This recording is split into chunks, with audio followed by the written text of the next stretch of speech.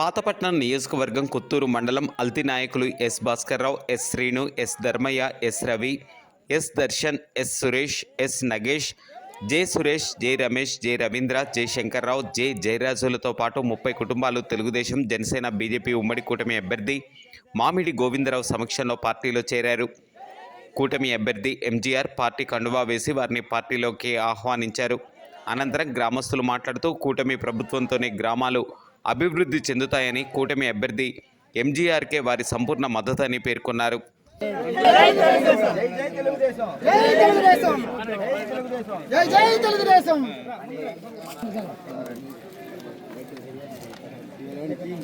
మీ field assistant ఏంటంటారా?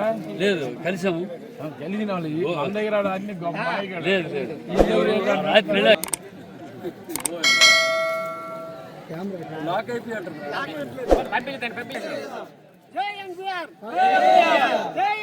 జై ఎన్టీఆర్.